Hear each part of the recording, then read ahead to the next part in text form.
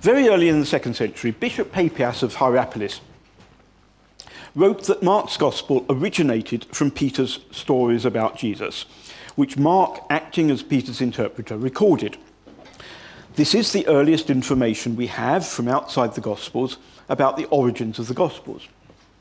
In the 19th century, most scholars took it very seriously. But with the rise of form criticism, it became common to dismiss it out of hand, because it is simply incompatible with the way the form critics envisage the origins of Mark's Gospel. In recent years, I think the arguments against the form critical paradigm have become quite formidable. And in my book, Jesus and the Eyewitnesses, I argued that we need to think again about the relationship between the testimony of the eyewitnesses and the written Gospels. With regard to Mark's Gospel, I argued that Papias deserves to be rehabilitated, because there are major features of his Gospel that bear out Papias's claim that Peter was Mark's major eyewitness source. I argued that the Gospel was written in such a way as to claim Peter as its most extensive source. Now, what I want to do in this lecture is something different.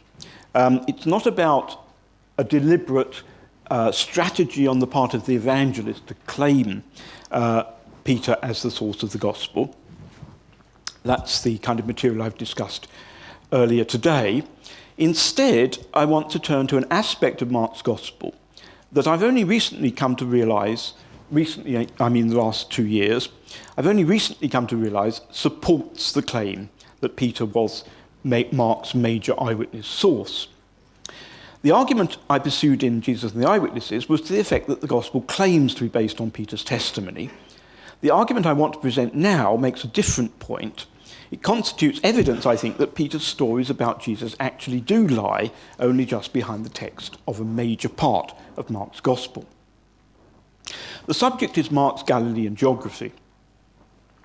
Now, it's been virtually a cliché of scholarly writing about the Gospel of Mark that its geography is confused. This claim is a way of putting together two observations. The first is that there is a lot of geography in Mark. He has a lot of place names, a lot of travel from one place to another, a lot of apparently quite precise localizations of the events he narrates. Most of Mark's stories about Jesus seem to be located fairly precisely. Not as precisely as John, but fairly precisely. Mark's geography is a good deal more detailed than Matthew's or Luke's. Matthew has borrowed most of what detail and precision he has about geography from Mark, while Luke is notably vague about the geography of his Gospel, though remarkably precise about his geography in Acts. That's an interesting contrast. But in the Gospel, Luke is rather vague about geography. Of the 4 Gospels, only John rivals Mark in precision of geography. But then the second of the two observations is that this apparent precision in Mark is misleading, because quite often the journeys Mark describes between the named or specified places don't seem to work if we plot them on a map. Mark seems to have received a lot of authentic place names in his traditions, but to have used them artificially and in ignorance of their real geographical relationships, especially in Galilee and its neighbouring areas. The great Tübingen scholar Martin Hengel responded to the argument that the author of the Gospel could not be John Mark of Jerusalem because his geography of Galilee is confused, by recalling a colleague he'd known in Tübingen whose grasp of the location of places nearer Tübingen than Galilee was to Jerusalem was considerably more confused than Mark's geography of Galilee. And he, unlike Mark, had maps he could consult if he chose. The absence of maps in Mark's work is an important point to which we shall return very soon.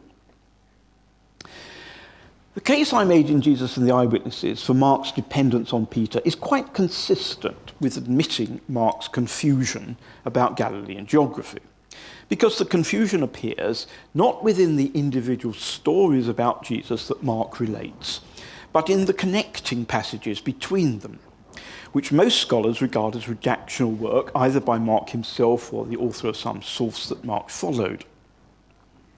It would be entirely plausible, I think, to suppose that Mark learned a good deal of geographical detail from Peter, but made mistakes when he used it to construct journeys to link together the stories he had heard from Peter.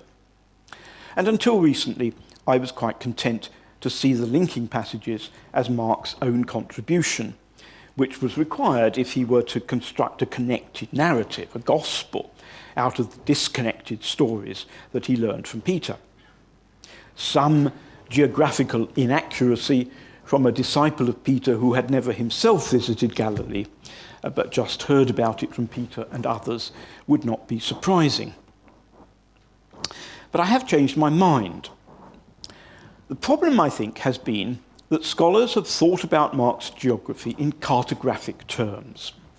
They visualized Galilee the way they see it in modern maps, in reference books, and I guess most of us do that. We've all seen some map of Galilee in our Bibles or reference books.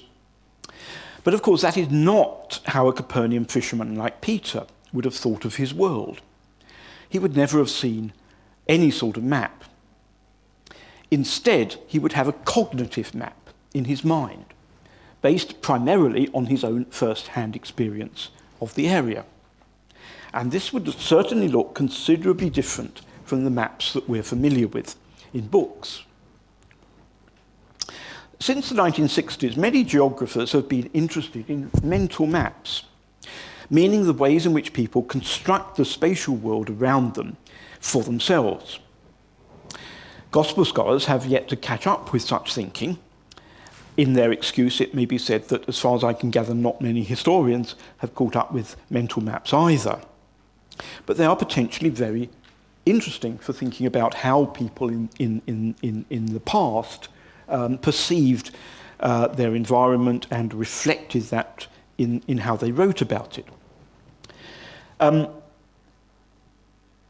Unfortunately, the modern geographical study of mental maps is not as helpful as one might immediately think in terms of how someone like Peter might have constructed his environment in his mind. And this is because the geographers are overwhelmingly interested in contemporary experience, and in fact largely with modern city dwellers. The modern city dweller's experience of space is of course hugely different from that of people even in the quite recent past. And if we're thinking of people in antiquity like Peter, the modern experience has a particular disadvantage in that modern people's mental maps are contaminated by cartographic maps, the ones they've read on paper or on screen. Furthermore, the modern study of mental maps is an experimental discipline that depends heavily on asking people actually to draw on paper the way they visualize their spatial environment in their minds. And we cannot ask a first-century Galilean fisherman to draw his mental map for us, not even in the sand. But nevertheless, I think we can postulate at least some major features of what I shall call Peter's cognitive map, the map in his mind, the spatial structure he would envisage when he made geographical references to places and journeys. And I want to invite you to try this out and see whether it makes sense of what the scholars usually regard as confusion in Mark's geography. Our own mental maps are, as I said, inevitably contaminated by the maps that we've seen on paper or on screen. But they can still give us some important clues to what a pre-modern cognitive map might be like. If I think about my cognitive map of the area around my home in Cambridge, England, there are at least three features that distinguish it from a conventional map of the area. One is that it consists entirely of routes, or very largely of routes that I take from my home to places I frequently want to go to. Another is that it's centred on my home, which is where all these routes begin or end, and not, for example, on the Cambridge city centre, like a map of Cambridge that I could buy in the shop. And thirdly, it has no fixed orientation. If I think about it, I know which direction is north, but that's irrelevant to my cognitive map. Actually, my cognitive map rotates as I need it to. It has no fixed orientation. All three factors reflect the fact that my cognitive map is a functional one. It contains what I need to know to get where I want to go with sufficient regularity for the features of those routes to have stuck in my memory. Well, the most important thing we shall have to tackle in Mark's Galilean geography is the routes, which is where the charge of confusion especially focuses. And it's there that I have an entirely new suggestion to make. But first I want to review some other features of the topography of this gospel that I think all converge on the conclusion that what Mark gives us is a Capernaum fisherman's view of his spatial world. I guess we often think that the first half of Mark's gospel is largely located in Galilee, but that's only a half-truth. Actually, it's largely located around the Lake of Galilee, or the Sea of Galilee, as Mark calls it, reflecting the Semitic terminology. Nearly all the places, whether settlements or regions that Mark names in that part of the Gospel, are located around the shore of the lake. Galilee, of course, stretched far to the west of the lake, while the areas to the east of the lake are not really Galilee at all. Only one place in Galilee beyond the shore is named or specified in Mark's Gospel, Jesus' hometown, Nazareth. And even this place name occurs only at the beginning of the Gospel, in chapter 1, verse 9, where it serves to identify Jesus as from Nazareth. When Jesus revisits his hometown in chapter 6, Mark does not name it. Despite this lack of reference to specific places beyond the shore of the lake, Mark tells us more than once that Jesus travelled all over Galilee, visiting its towns and villages and farms. But only two of Mark's stories are located in Galilee beyond the lakeshore. The healing of a leper, Mark's story of the healing of the leper is not given a specific location at all, but it seems to be beyond the shore of the lake. And Jesus' visit to Nazareth, obviously, is the other occasion. All the other stories that are located in Galilee take place around the shore of the lake or even on the lake in a boat. It's only from the other Gospels that we learn that Jesus visited Nain and Cana and Chorazin. These places are not mentioned in Mark. Chorazin lies only 2 miles from the shore of the lake, but Mark does not refer to it. Now, I said the specified places in Mark are almost all around the shore of the lake. But if you examine the map, and it's a pity, but there's no alternative, we have to do this in terms of this sort of map for the time being. But if you examine that sort of map, you'll see that we can narrow the area largely to the northern shore of the lake, to the north of a line drawn between Magdala on the west coast and across to, it's actually a place called Kursi now on the east coast. Magdala itself is not mentioned. I'll come back to Magdala. It's a major town in the time of Jesus, not mentioned except indirectly in the name Mary Magdalene, Mary of Magdala. Nor is Tiberias mentioned, although those were the only 2 real cities on the western shore of the lake. Some of the locations on the eastern shore to which the Gospel refers are harder to place. Come back to some of those later, but they are also probably largely on the northern part of the eastern shore. So we shouldn't go too far wrong if we draw a line horizontally from Magdala to the east and define the lake and its shore to the north of that line as the Galilean world of Mark's Gospel. And this is where the 6 journeys across the lake that Mark narrates take place. And within this area, Mark's geography is apparently detailed and precise.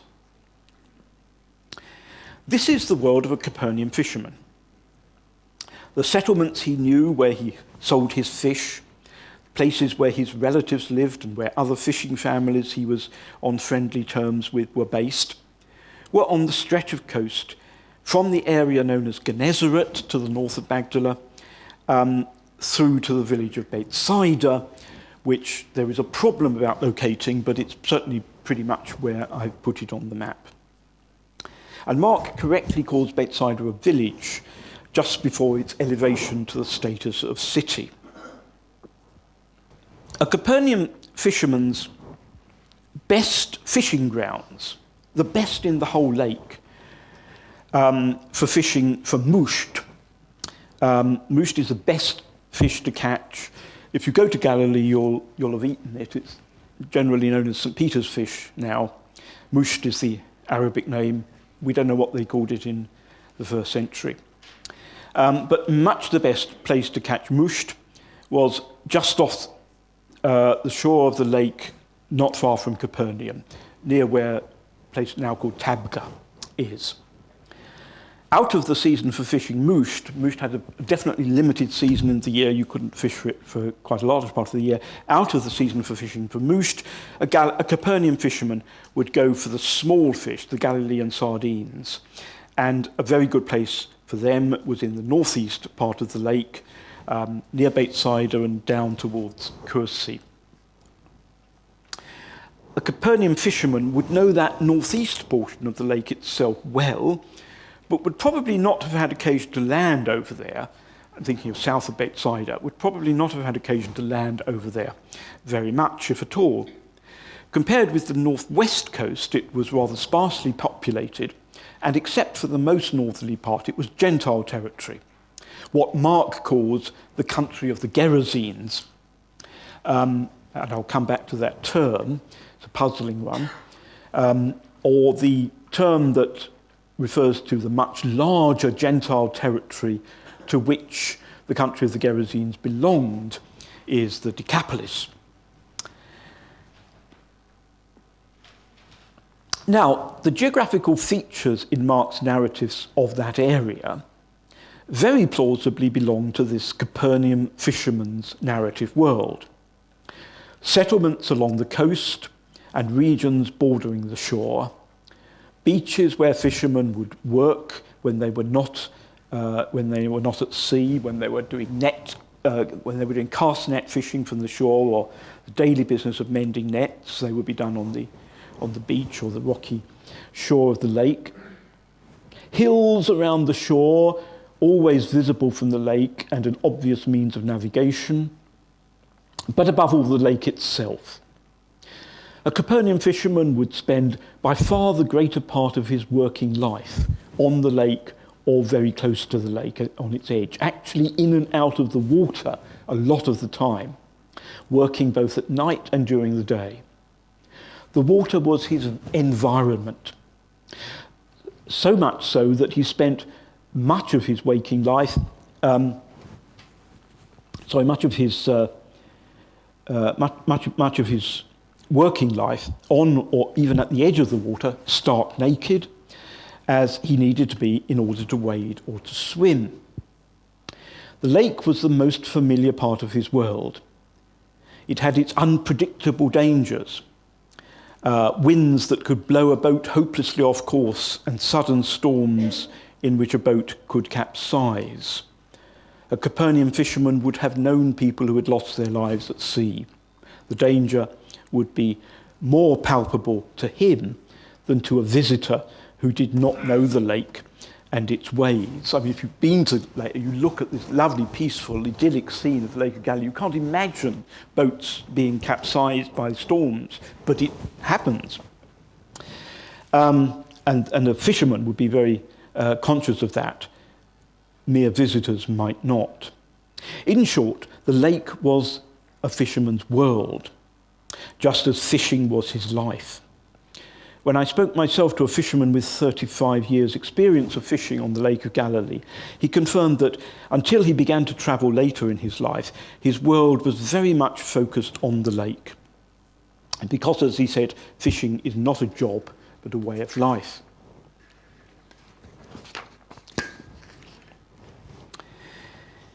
On the handouts, I have listed for you some of Mark's geographical terminology. And what I've done there is to list only the occurrences that refer to an actual geographical location.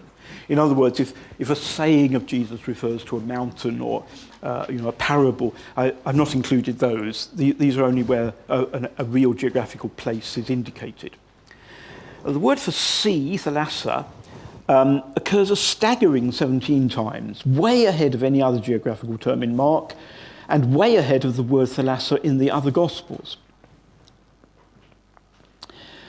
And remember, comparing Mark with the other Gospels, remember that Mark is a much shorter Gospel than the others. That's always important for these comparisons of frequency. I've also listed Mark's nautical terminology. I'm not claiming that this terminology is so technical that only a fisherman would use it, though this might apply to just one of those words, the word amphibalo, which is to throw a cast net. But the list brings home to us the extraordinary concentration of Mark's narrative in the first half of his Gospel on boat journeys and the business of a fisherman's life. Although, of course, the passages are about Jesus and about the fishermen only as people who transport and accompany Jesus, nevertheless, this is the functional world of a fisherman, the world he already knew mainly from being a fisherman before he ever met Jesus.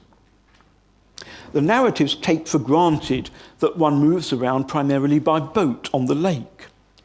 Other people walk all the way around the shore in their eagerness to get to Jesus, but Jesus and his disciples, as a matter of course, travel the lake. Even in order to preach to the crowds, Jesus sits on a boat anchored just offshore, while the people sit on the beach. So I must stress that this lake-centred world is that of a fisherman. Those Capernaum neighbours of Peter's, who were peasant farmers working the famously fertile hinterland of Capernaum, would have had a quite different cognitive map, one that would be functional for them, as this map, we can imagine from Mark's narrative, would be for a fisherman. Why is this Capernaum fisherman's cognitive map limited to the area north of Magdala? The lake is a dangerous place, as the fishermen I met in Galilee stressed, and fishermen are not inclined to travel too far on it. In any case, much the best fishing on the lake is in precisely this northern area. But still, why does Magdala itself not feature in the map? I think the recent excavations, very exciting excavations at Magdala, reveal the answer to that question.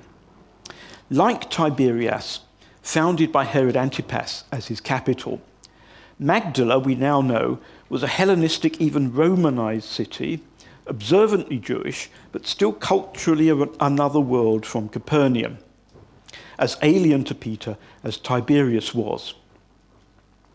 Probably more importantly, Magdala had been founded and developed precisely to exploit the resources of the lake. It had fish workshops to process preserved fish and fish sauce that could be exported. It had a highly organized, large fishing operation with a fishing fleet and maybe even a lighthouse to guide the boats home at night. It must have dominated the fishing on the lake, especially the northern part of the lake, where the best fishing was. The Capernaum fishermen and those of Bethsaida must have fished their home waters and probably supplied mainly their local markets, where their fish had the advantage of being both fresh and cheap. Perhaps they also sold surplus of fish in Magdala to the fish processing businesses. The relationship between the fishermen of Capernaum and the fish industry of Magdala is one that requires, I think, further study. Now, before we finally try to solve the problem of the journeys on the lake, we must take notice of the geography of those places to which Peter, in the narrative, travels with Jesus outside his home territory. And I find this very interesting. Apart from the Jerusalem area, Mark's geography, apart from the area we've been talking about around the lake, and apart from the Jerusalem area, Mark's geography is extremely vague. He refers to the region of Tyre, the villages of Caesarea Philippi, the region of Judea and beyond Jordan. I mean, these are very broad descriptions of places. The geographical detail, you see, of these unfamiliar places would surely not have stuck in Peter's mind. Only in the vicinity of Jerusalem do we find some very specific places named: Jericho, Bethphage, Bethany, the Mount of Olives, Gethsemane, Golgotha. These places would not be so unfamiliar. Capernaum fishermen would have gone on pilgrimage to the temple festivals at least sometimes. Until Peter travelled with Jesus, these visits to Jerusalem on pilgrimage would be his only journeys beyond his home territory, and would be the highlights of an otherwise routine year. But Peter, of course, also lived in Jerusalem in the early years of the Christian community there, and it became his base for his own travels to new places. So even if we leave Mark himself out of the picture, and the traditional author of Mark's Gospel, of course, was a Jerusalemite, but even leaving Mark himself out of the picture, geographical detail and precision is something we should expect of Peter in the Jerusalem part of his Gospel story. Cognitive maps, because they are functional, tend, as I suggested, to be constructed by routes. In the case of Mark's Galilee, these are routes on the lake from place to place around the shore. And there are no less than 6 journeys on the lake in Mark's Gospel, 4 of which are said to be from one side of the lake to the other. Now, without even discussing the matter, scholars seem universally to have assumed that the 2 sides of the lake are the west side and the east side. And with a standardly oriented modern map, this seems to be perfectly obvious, doesn't it? But I mean, just looking at any sort of map like that, you can see how natural it is for us to think of one side and the other side as being east and west. The Jordan, of course, flows into the lake at the top, flows out at the bottom. It just seems obvious that one side and the other side are the east side and the west side. You read commentaries on the Gospels, people just assume this without argument. The fact that the lake is longer than it is wide, I think also helps to give that impression. But without a modern map, and with only the northern part of the lake predominantly in view, and with, moreover, a cognitive map of the lake that is functional, fashioned by the work and family-related journeys of the Capernaum fishermen, I suggest that the 2 sides might divide rather differently. One side would be the stretch of coast from Gennesaret to Bethsaida, to which Capernaum is roughly central. This would be, for a Capernaum fisherman, the familiar side of the lake, the home side, if you like. The other side would start just south of Bethsaida and stretch indefinitely south along the sparsely inhabited coast that bordered mostly Gentile territory. Crucially, for making sense of the journeys in the Gospel, this division puts Bethsaida on the same side as Capernaum. And that, I think, makes a considerable difference to making sense of the journeys that Mark describes. The first journey is from Capernaum to the country of the Gerasenes. And the second journey is the return trip to Capernaum. Now, the difficulty here is a different one. The difficulty here is with the name Gerasenes. There are two variants. There's quite a lot of textual confusion about the name in both Matthew, Luke, and Mark. And there are two variant readings, Gadarenes and Gergesenes. But on text critical grounds, Gerasenes comes out as very likely to be the best reading. The problem is that if Gerasenes refers to the inhabitants of the Greek city of Gerasa, one of the cities of the Decapolis, then it's a highly implausible location, because Gerasa, Jerash as it's now known, is very far to the east, and its territory reached nowhere near the Lake of Galilee. Did Mark then make a significant geographical mistake in speaking of the territory of the Gerasenes? The point requires a good deal of detailed argument, which I've done elsewhere, but just to summarize for you my conclusion, my solution to this problem. The reference, I think, is to the territory of Hippos, which is, sorry, not on that one, but that one has Hippos. Hippos is the Gentile city on the eastern side, as you see, and the territory of Hippos extended to more or less where the line I've put across the lake is, and sort of down to the bottom of the lake. So all that sort of side of the lake from the yellow line downwards is in the territory of Hippos. Now, in the geography of the Hebrew Bible, the Old Testament, this area was the land of Geshur, inhabited by the Geshurites. And it would not be surprising if Galilean Jews called their nearest Gentile neighbours by their biblical name, Geshur. And Geshur is a region, not a city. And it's notable that Mark, in chapter 5, verse 1, does not refer to a city called Gerasa, but only to the country of the Gerasenes. From Gerusenoi, is Mark's Greek word, Gerusenoi, to, sorry, yeah, that's right. I ought to say it the other way around. From Gesurenoi, which is Geshurites, Gesurenoi, to Gerasenoi in Mark, there is simply a reversal of consonants. The S and the R switch round. And that kind of reversal of consonants is actually easily done and well attested in the transmission of unfamiliar proper names. It's something that happens. So I suggest that the places really referred to is the territory of the Gesurenoi, the Geshurites. Mark may have misheard or mistook the name, a Galilean term with which he would not himself have been familiar.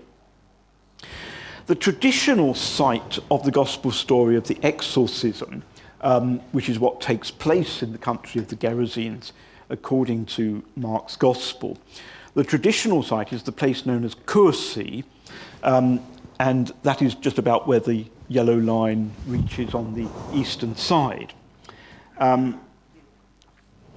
And Kursi was more or less the only really significant settlement on the eastern coast of the lake.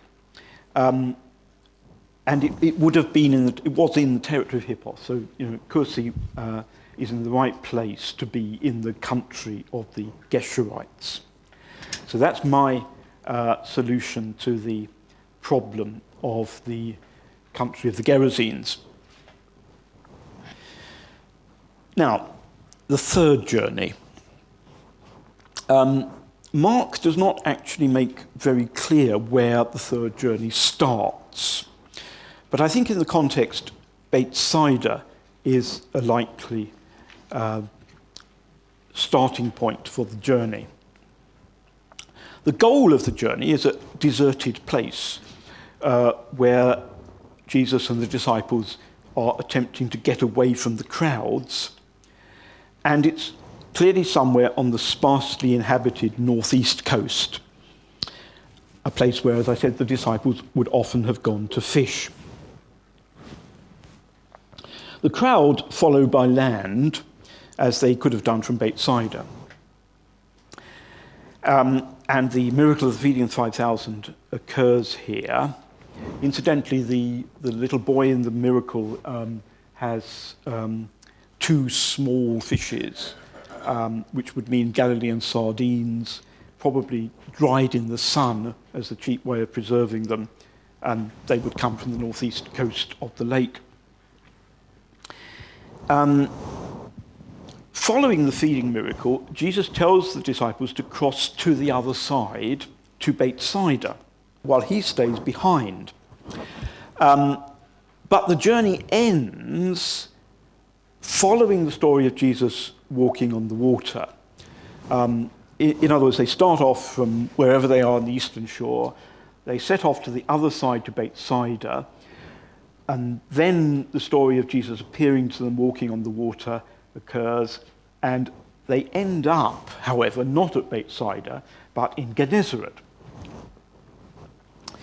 Now, the idea that Mark has carelessly combined 2 sources, not noticing or not caring about the apparent contradiction, seems to be an explanation of last resort. He didn't even have to know the geography to realize that there's a problem in saying they set out for Bethsaida and end up in Gennesaret.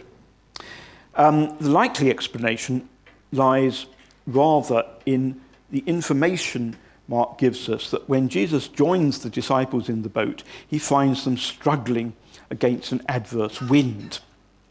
They have already been blown off course and decide to make for the now more easily accessible shore of Gennesaret.